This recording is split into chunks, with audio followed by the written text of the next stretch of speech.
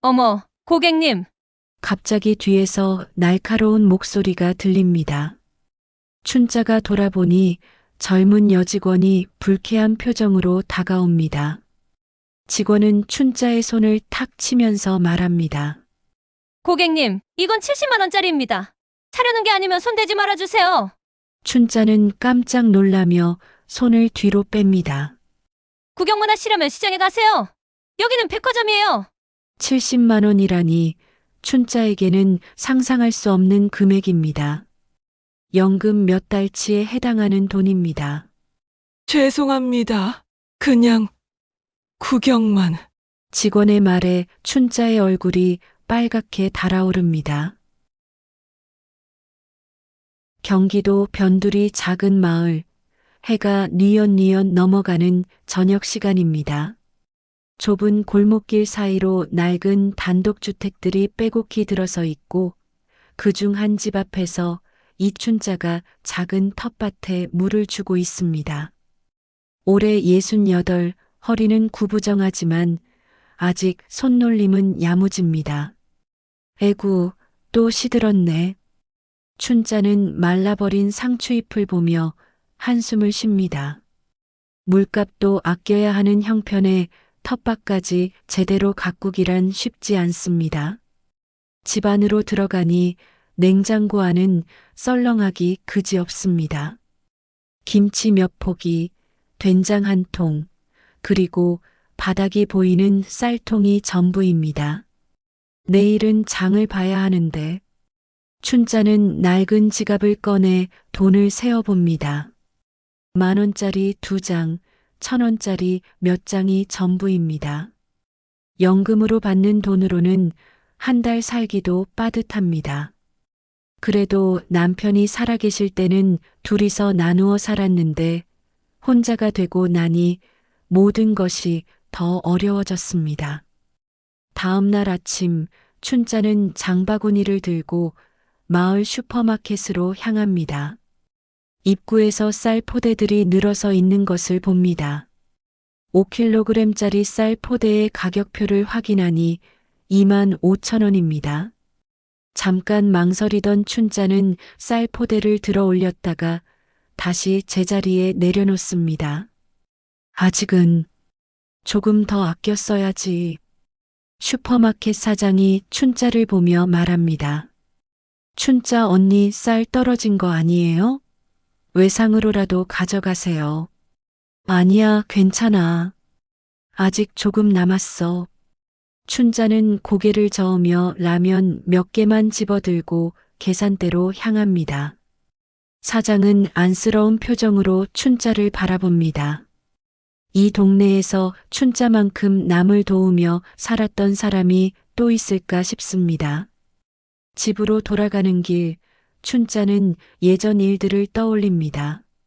젊은 시절 이 동네에는 가난한 사람들이 많았습니다. 남편과 함께 작은 구멍가게를 운영하며 살았지만 그래도 춘자는 어려운 이웃들을 외면하지 못했습니다. 굶주린 아이들에게 밥을 해주고 아픈 사람들을 병원에 데려가고 때로는 집에서 재워주기도 했습니다. 엄마 고마워요. 정말 고마워요. 그때 춘자를 엄마라고 부르며 울던 아이들의 얼굴이 아직도 생생합니다. 그 아이들이 지금은 어디서 무엇을 하며 살고 있을까요? 연락 한번 오는 사람이 없습니다. 춘자는 그런 게 당연하다고 생각했습니다.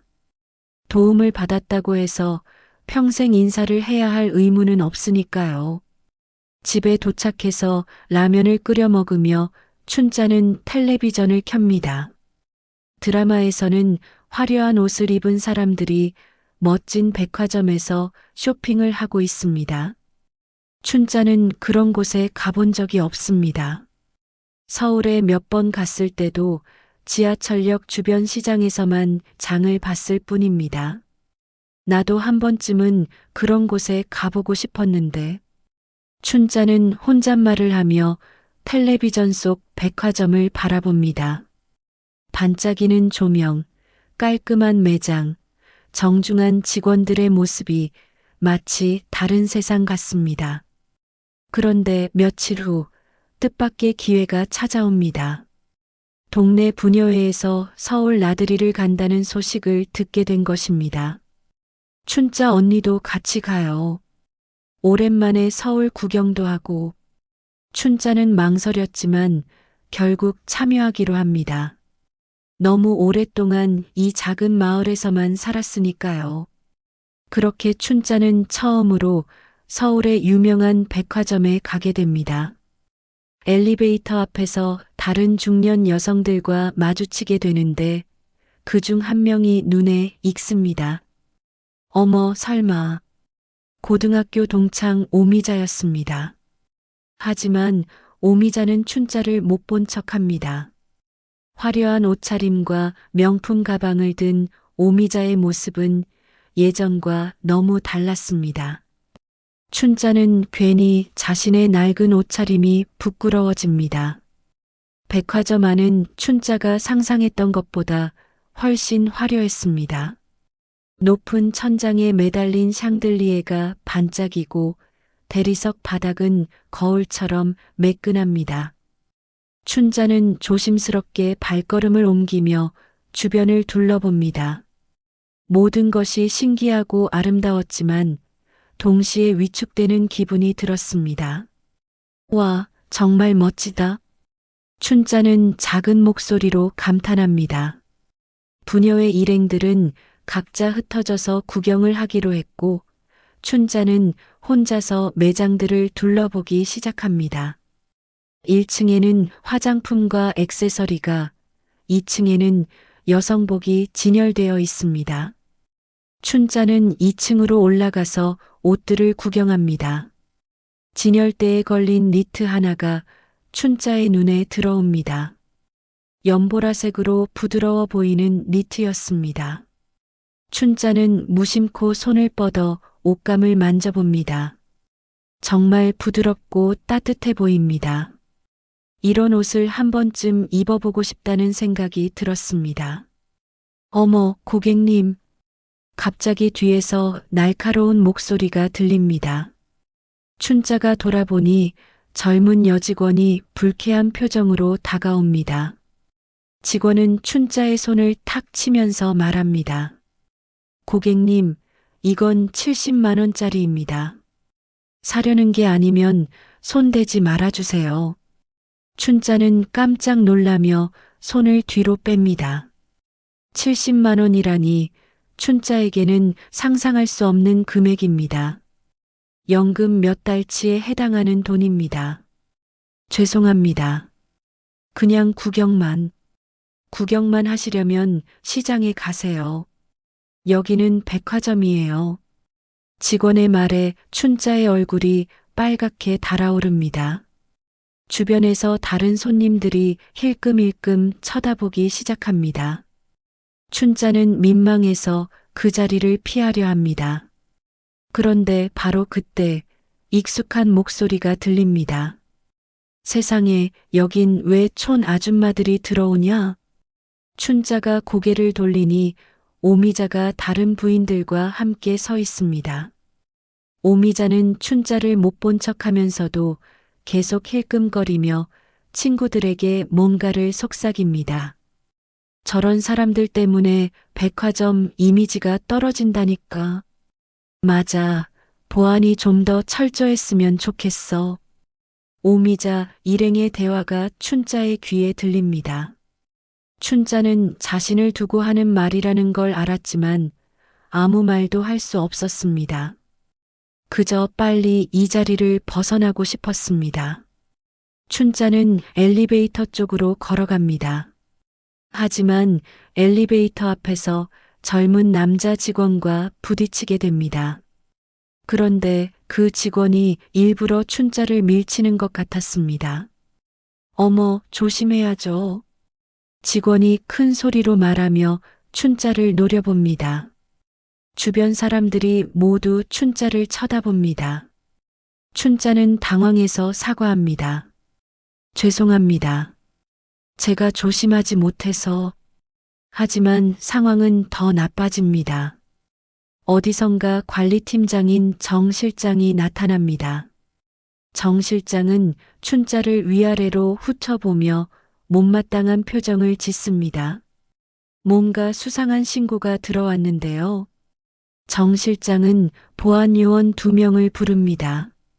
춘자는 영문을 모르겠다는 표정으로 정 실장을 바라봅니다. 신고라니 무슨 신고 말씀이세요? 노숙자 의심 신고입니다.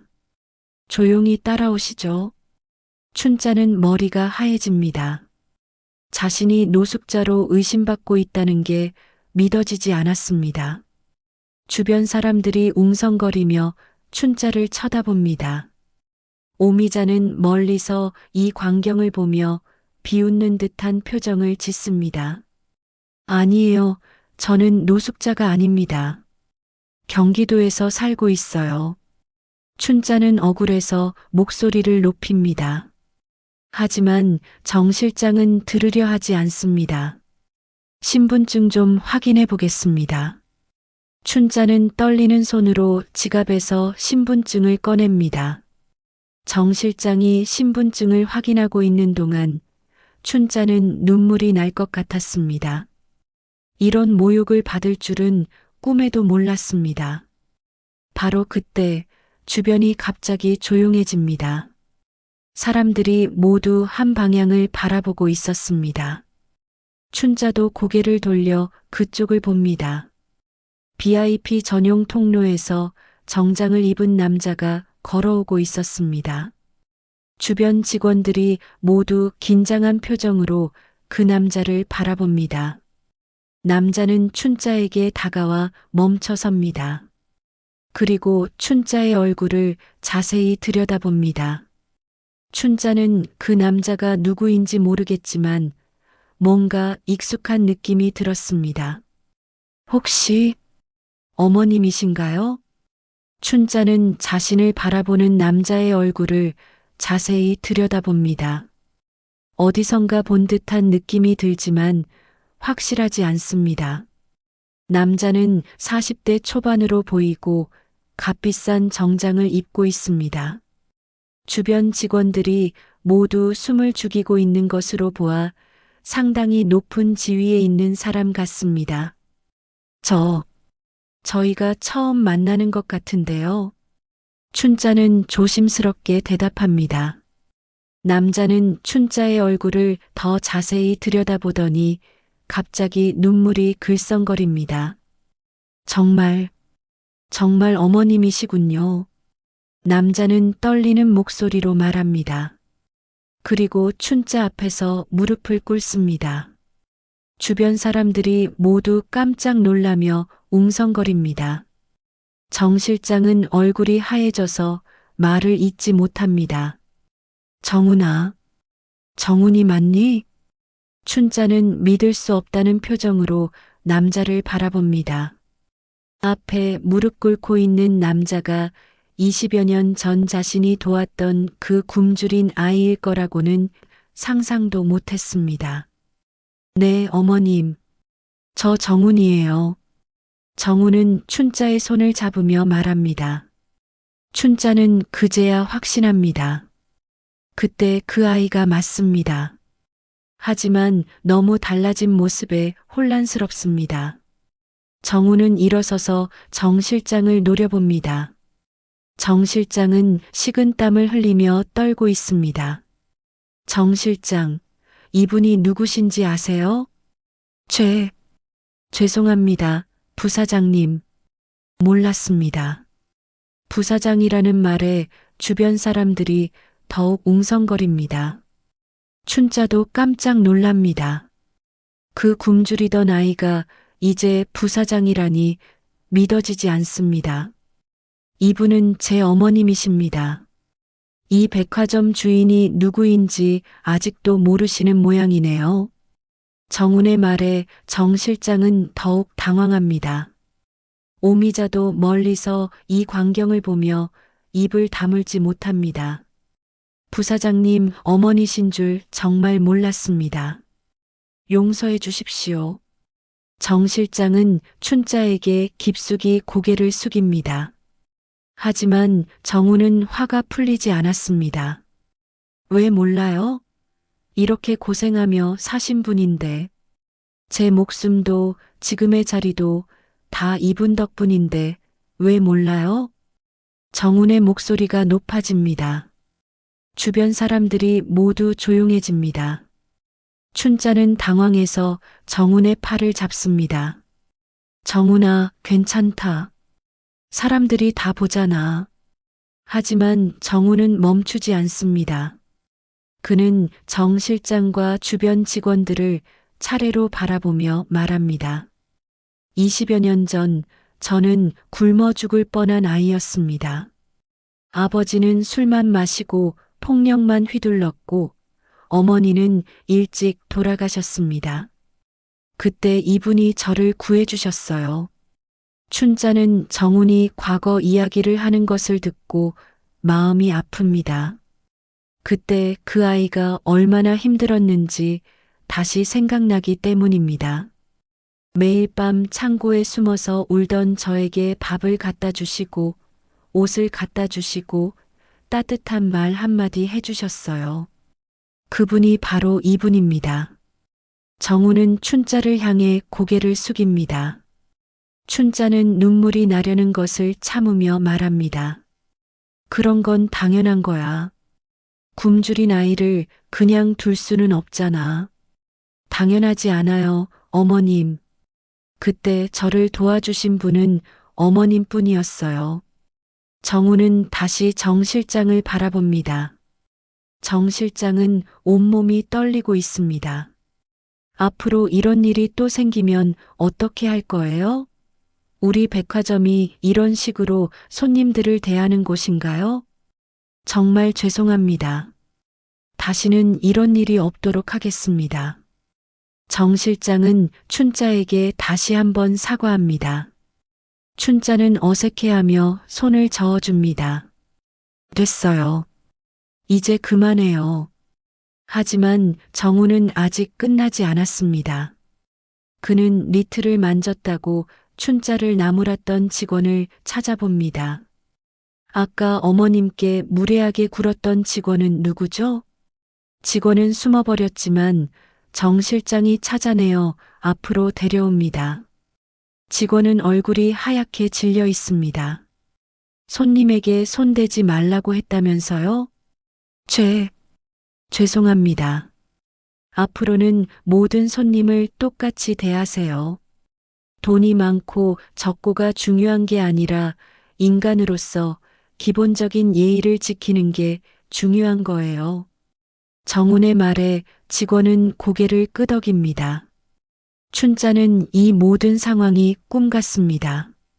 그 작은 아이가 이렇게 큰 사람이 되어 자신을 보호해주고 있다니 믿어지지 않습니다. 오미자는 이 모든 광경을 보며 충격을 받습니다. 자신이 무시했던 춘자가 이 백화점 부사장의 어머니라니요. 오미자는 슬금슬금 그 자리를 피하려 합니다. 정우는 춘자의 손을 잡으며 말합니다. 어머님, 이제 저와 함께 가시죠. 제가 제대로 된 곳에서 식사 대접을 드리고 싶어요. 춘자는 아직도 혼란스럽습니다. 이 모든 상황이 현실인지 꿈인지 구분이 안 됩니다.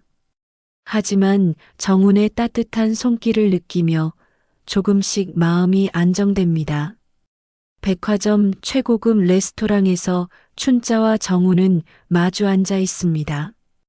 춘자는 이런 고급스러운 곳에 앉아 있는 것 자체가 어색합니다. 하얀 테이블보와 반짝이는 은식기, 그리고 정중한 서빙까지 모든 것이 낯섭니다.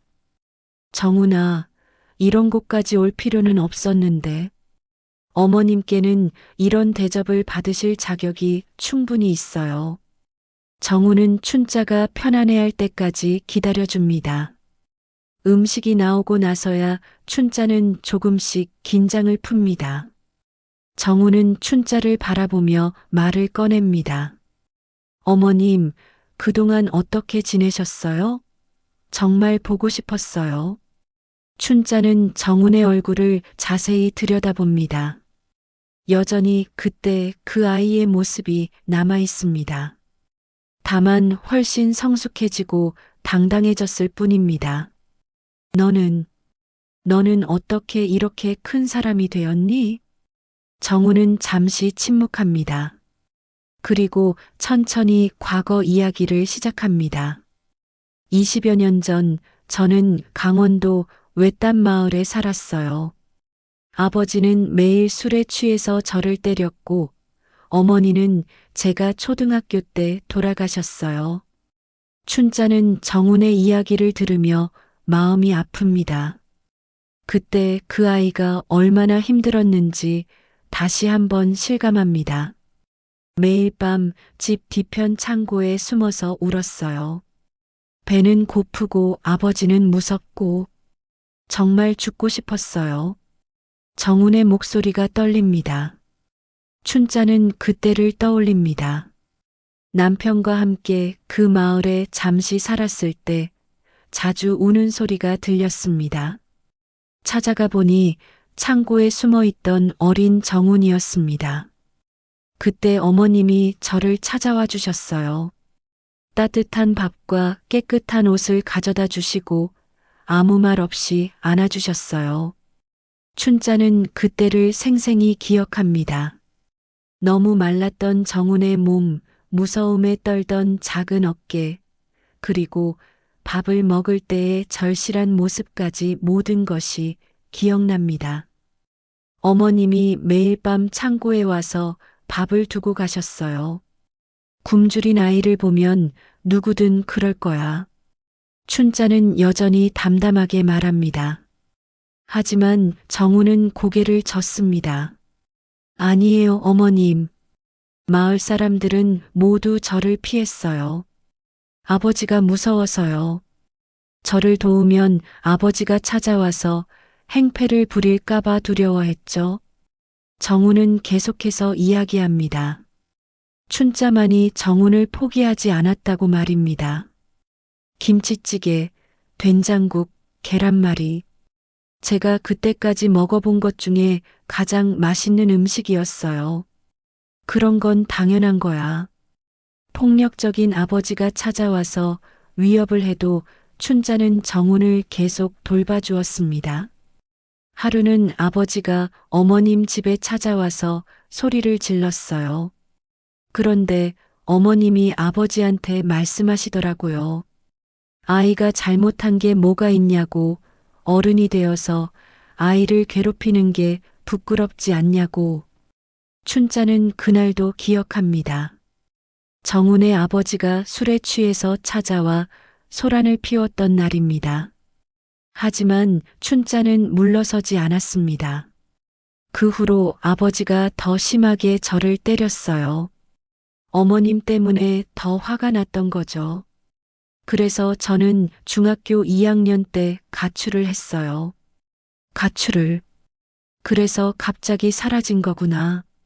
춘자는 그때를 떠올립니다.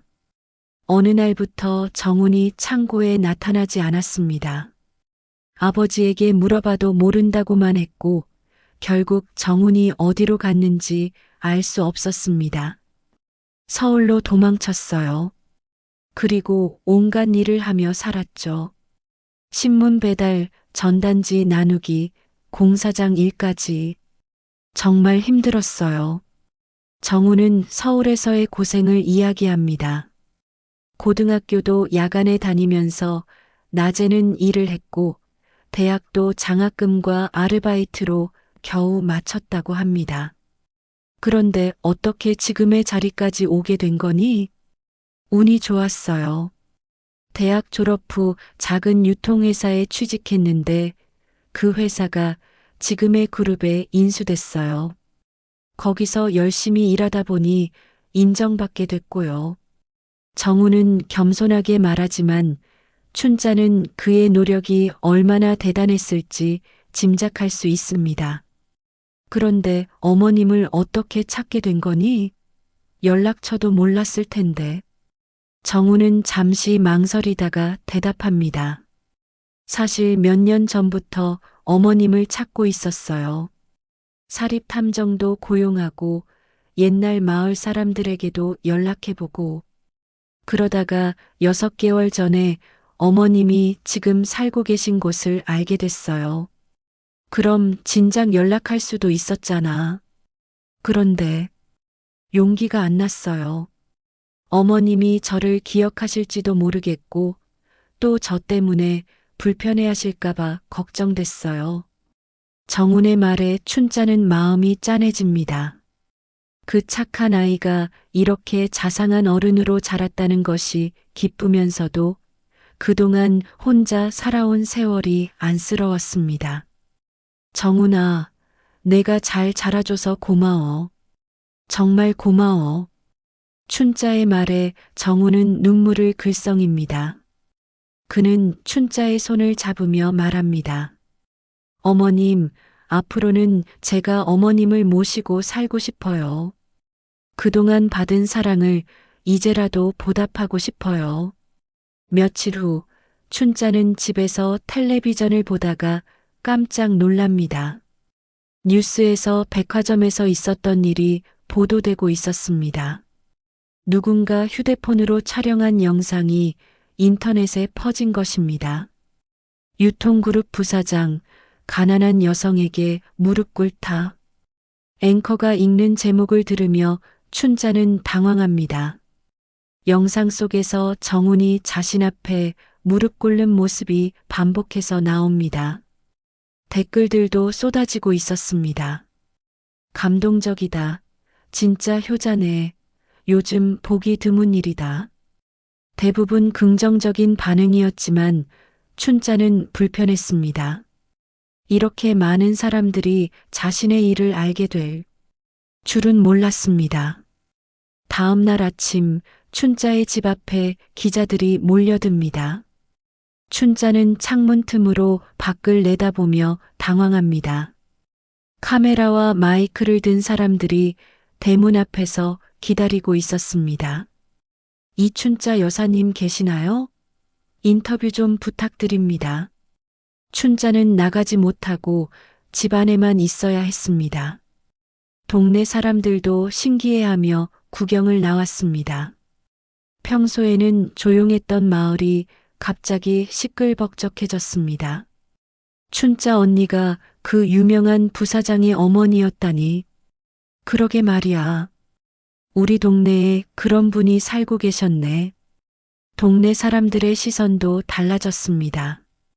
어제까지는 그냥 가난한 할머니였는데 오늘부터는 특별한 사람이 된 것입니다. 춘자는 이런 관심이 부담스러웠습니다. 그런데 더 큰 문제가 생깁니다. 오미자가 춘자의 집을 찾아온 것입니다. 기자들이 몰려있는 틈을 타서 슬그머니 들어왔습니다. 어머, 춘자야. 오미자는 갑자기 반가운 척하며 춘자에게 다가옵니다. 춘자는 오미자의 갑작스러운 태도, 변화에 당황합니다. 미자야, 어떻게 여기까지? 뉴스 보고 깜짝 놀랐어. 그 유명한 정훈 부사장이 내 아들이었다니.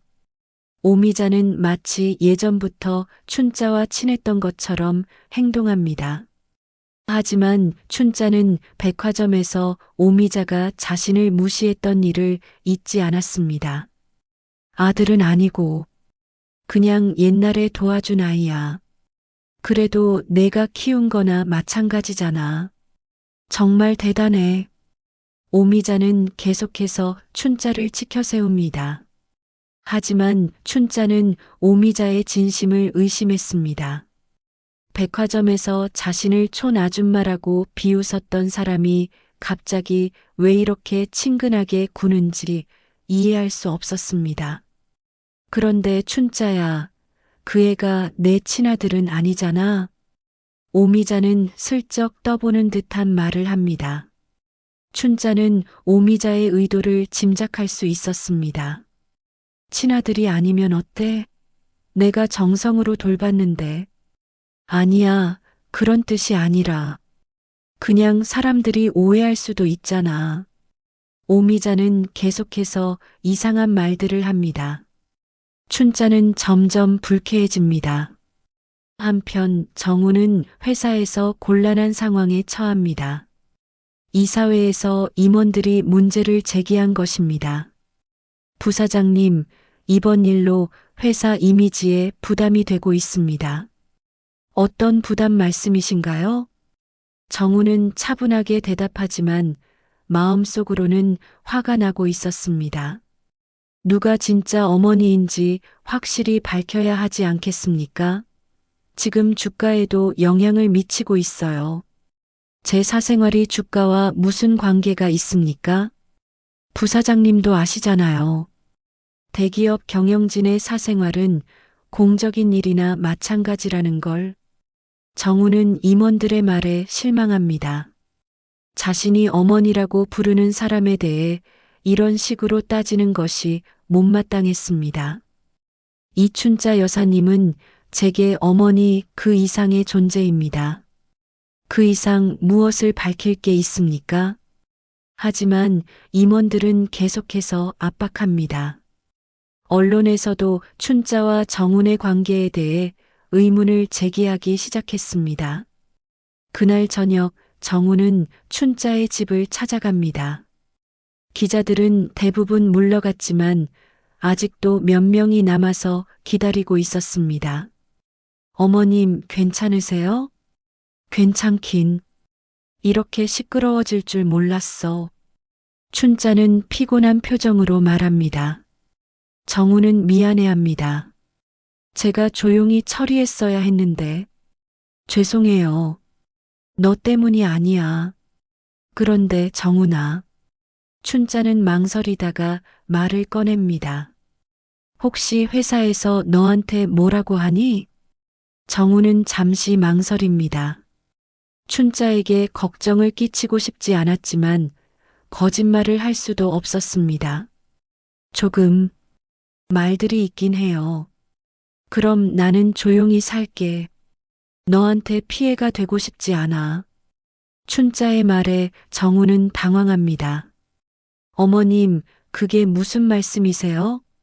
정우나, 나는 너한테 짐이 되고 싶지 않다. 내가 힘들어하는 모습을 보니까 마음이 아파. 정우는 춘자의 손을 잡습니다. 어머님이 짐이라니요. 절대 그런 말씀 마세요. 하지만 춘자는 이미 마음을 정한 것 같았습니다. 정운을 위해 자신이 물러서겠다는 것이었습니다.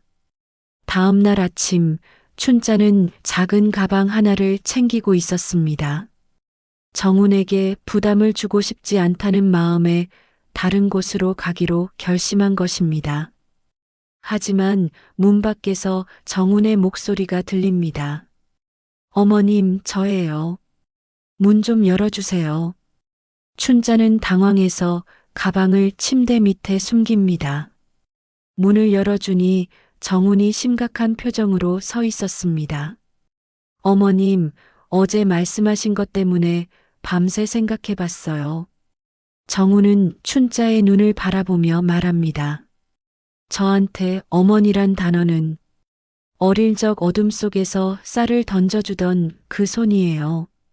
그 손 아니었으면 전 이미 죽었어요. 춘자는 정운의 진심 어린 말에 마음이 흔들립니다. 하지만 여전히 정운에게 피해를 주고 싶지 않다는 생각뿐입니다. 정운아, 고마워. 하지만 현실적으로 생각해봐. 내가 지금 얼마나 힘든 상황인지 알고 있어. 힘들지 않아요. 어머님이 계시기 때문에 오히려 힘이 나요. 정우는 춘자 앞에 다시 무릎을 꿇습니다. 춘자는 깜짝 놀라며 정운을 일으키려 합니다.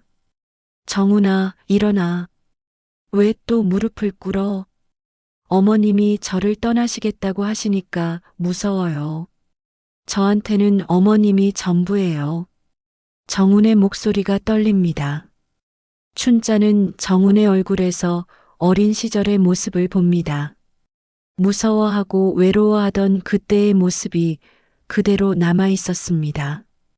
정운아, 춘자는 처음으로 정훈의 손을 잡습니다. 따뜻하고 큰 손이었지만 여전히 그때 그 작은 손의 온기가 느껴졌습니다. 내가 어디 가겠다고 했니? 그냥 조용히 지내자는 뜻이었어. 정우는 안도의 표정을 지으며 일어납니다. 하지만 춘자는 여전히 걱정이 많았습니다. 그때 밖에서 소란스러운 소리가 들립니다. 창문으로 내다보니 오미자가 기자들과 함께 와 있었습니다.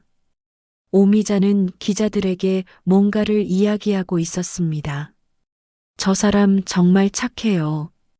옛날부터 어려운 사람들 많이 도왔거든요. 오미자는 마치 춘자와 오랜 친구인 것처럼 기자들에게 말하고 있었습니다. 하지만 그 옆에서 다른 말도 하고 있었습니다. 그런데 그 아이가 진짜 아들은 아니에요. 그냥 도와준 거죠. 기자 중 한 명이 질문합니다. 그럼 혈연 관계는 아니라는 말씀이신가요? 네, 그냥 불쌍해서 도와준 거예요. 물론 좋은 일이긴 하지만 오미자의 말에 기자들이 흥미를 보입니다. 춘자와 정훈은 이 대화를 듣고 있었습니다. 정훈의 얼굴이 굳어집니다. 저 사람이 누구예요? 내 고등학교 동창이야. 백화점에서 나를 무시했던. 정훈은 오미자를 바라보며 화가 납니다. 춘자를 이용해서 자신의 유명세를 타려는 것 같았기 때문입니다. 밖으로 나간 정훈은 오미자에게 다가갑니다. 실례합니다만 지금 무슨 말씀을 하고 계신 건가요? 오미자는 정훈을 보고 깜짝 놀랍니다. 기자들도 정훈을 보고 카메라를 돌리기 시작합니다. 아, 부사장님, 저는 춘자와 오랜 친구예요. 친구라고 하셨는데 백화점에서는 어머님을 모르는 척 하셨던 것 같은데요. 정훈의 날카로운 질문에 오미자는 당황합니다.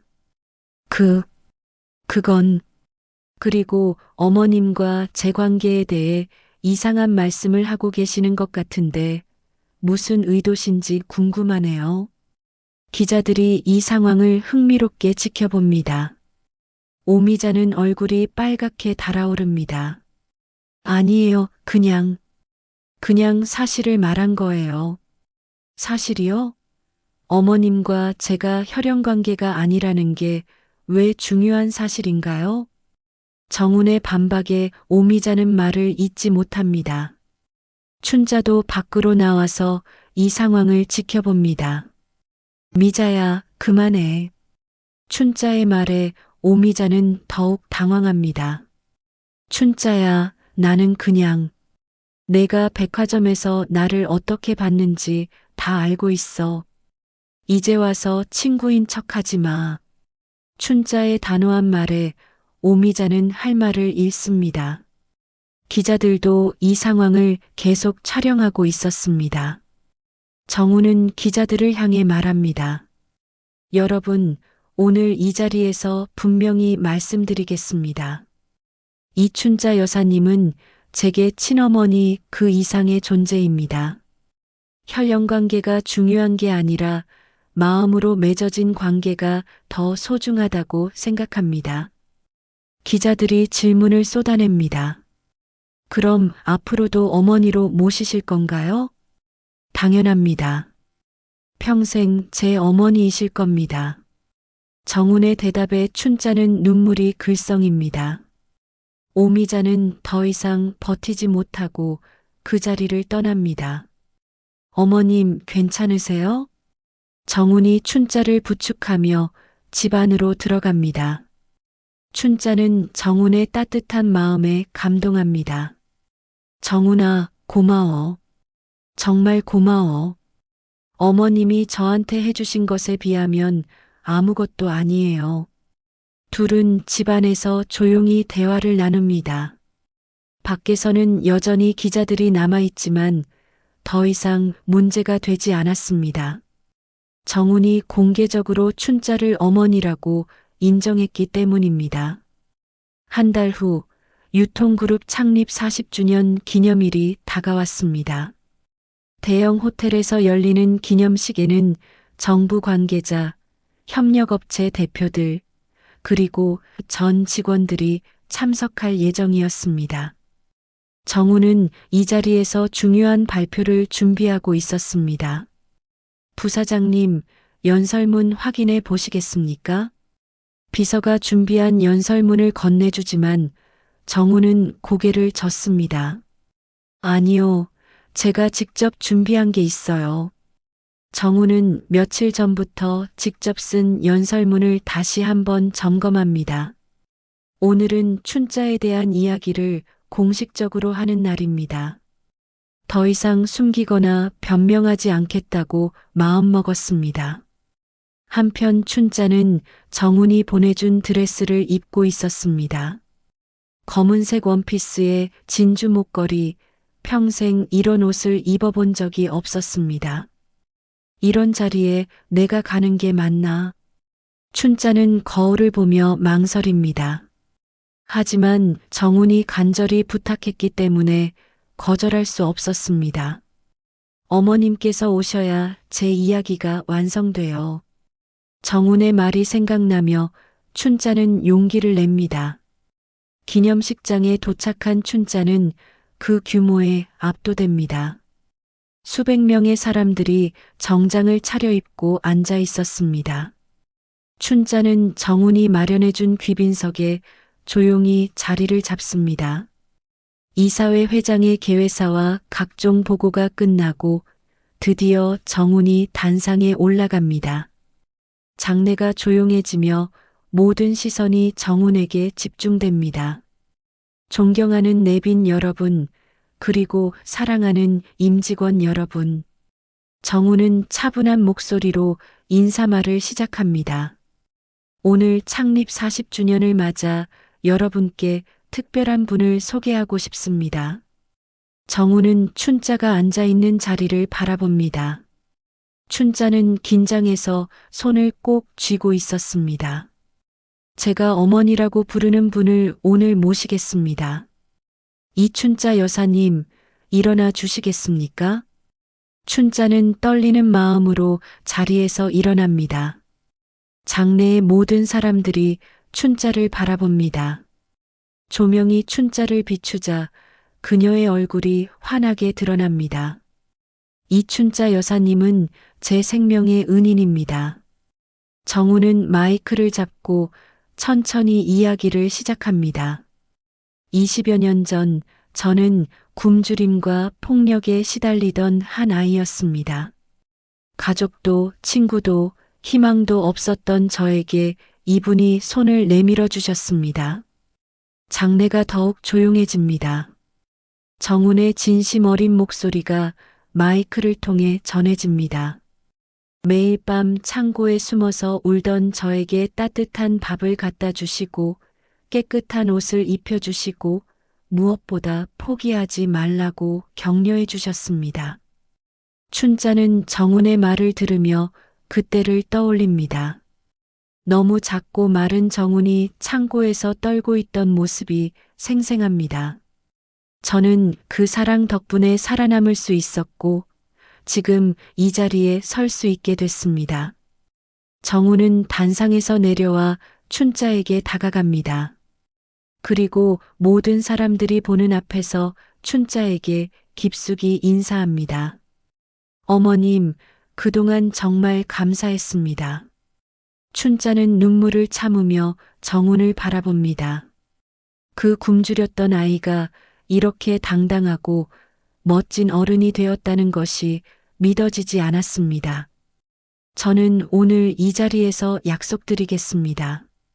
정훈은 다시 마이크 앞에 섭니다. 앞으로 저희 그룹 모든 경영 수익의 10%를 저소득 노인 지원에 사용하겠습니다. 이춘자 여사님처럼 어려운 이웃을 돌보시다가 정작 본인은 힘든 삶을 사시는 분들을 도우겠습니다. 장내에서 박수가 터져 나옵니다. 정훈의 약속에 감동한 사람들의 박수 소리가 점점 커집니다. 그리고 앞으로 매년 이날을 감사의 날로 정하여 우리 주변의 숨은 은인들을 찾아 감사를 표하는 시간을 갖겠습니다. 박수 소리가 더욱 커집니다. 춘자도 눈물을 흘리며 박수를 칩니다. 그런데 이때 갑자기 장내 한쪽에서 소동이 일어납니다. 오미자가 초대받지 않았는데도 몰래 들어와 있었던 것입니다. 보안 요원들이 오미자를 제지하려 하자 오미자는 소리를 지릅니다.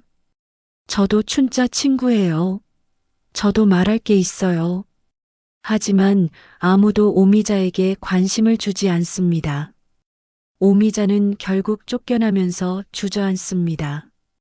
자신의 허영과 질투가 얼마나 초라한 것인지 깨닫게 된 순간이었습니다. 정우는 연설을 마치고 춘자에게 다가갑니다. 어머님, 이제 정말 떳떳하게 제 어머니라고 말할 수 있어요. 정훈아, 고마워. 정말 고마워. 춘자는 정훈의 손을 잡으며 말합니다. 이제는 더 이상 부끄러워하거나 숨을 필요가 없었습니다. 기념식이 끝난 후 많은 사람들이 춘자에게 인사를 하러 옵니다. 정말 훌륭하게 키우셨네요. 부사장님이 이렇게 성공한 것도 어머님 덕분이군요.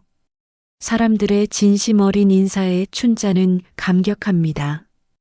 이제야 진짜로 정훈의 어머니가 된 기분이었습니다. 6개월 후 서울 근교의 조용한 주택가에 자리 잡은 소박한 2층 집에서 춘자는 새로운 삶을 시작했습니다. 정훈이 마련해준 집은 화려하지 않지만 따뜻하고 아늑했습니다. 작은 정원에는 춘자가 직접 가꾼 채소들이 자라고 있었습니다. 어머님, 아침 드세요. 정훈은 매일 아침 춘자와 함께 식사를 합니다. 바쁜 일정 중에도 어머니와의 시간을 놓치지 않았습니다.